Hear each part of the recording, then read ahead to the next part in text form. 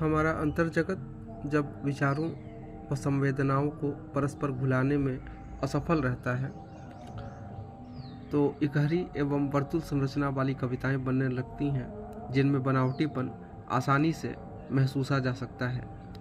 थोथी दार्शनिकता पर आडंबरी भाषा का आरोपण पश्चिम में भी हुआ है। पश्चिमी मूल्यों का अनुकरण कर बनने वाली या निर्मित होने वाली हिंदी कविताएं इससे कैसे बची रह सकती थीं? नामवर जी साहित्यिक ईमानदारी को प्रामाणिक अनुभूति का सुथरा हुआ रूप मानते हुए और इस क्रम में राजकमल चौधरी की कविता मुक्ति प्रसंग और रमेश गौड़ की कविता मेरी पीढ़ी एक आत्मस्वीकृति की तुलना करते हुए लिखते हैं। एक आत्मस्वीकृति होते हुए भी मुक्ति प्रसंग अनात्म होने की उस मुक्त दशा का एहसास कराती है, जिसमें ईमानदारी रचनात्मक गल्प का रूप ग्रहण करके भी विश्वसनीय रखती है। वैसे भी कविता आखिर कविता है, हलफनामा नहीं। दूसरी कविता में बड़बोलापन साफ है, जो आत्मस्वीकृति की काव्यात्मक ईमानदारी के खिलाफ जाता है।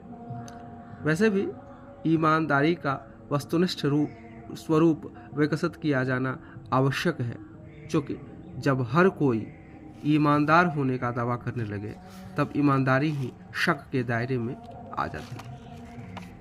अतः ईमानदारी आत्मकेंद्रित या व्यक्ति केंद्रित नहीं होनी चाहिए, बल्कि इसे वस्तुगत सत्य से संवलित होकर समाजोन्मुखी होना चाहिए या समाजोन्मुखता की राह पकड़नी चाहिए। नई कविता में जीवनानुभूति और काव्यानुभूति की समांतरता का सिद्धांत स्थापित किया गया। इसके पीछे उद्देश्य यह था कि वास्तविक जीवन समस्याओं और काव्य संसार के बीच के अविच्छिन्न संबंध को धुंधला कर दिया जाए। लक्ष्मीकांत वर्मा का मानना है कि अहम का काव्य विवेक ही सर्वाधिक महत्वपूर्ण सत्य है और नई कविता के मूल संघर्ष की आत्मा मनुष्य का अस्तित्व संघर्ष है। कविता को कवि की निजी संपत्ति मात्र मानना प्रामाणिक अनुभूति का विकृत शीत युद्धकालीन रूप है या जनसापेक्षता। उनका एक कथन यानी लक्ष्मीकांत वर्मा जी का एक कथन इस संबंध में अप्रासंगिक नहीं होगा। कविता मूलतः कवि की व्यक्तिगत वस्तु है।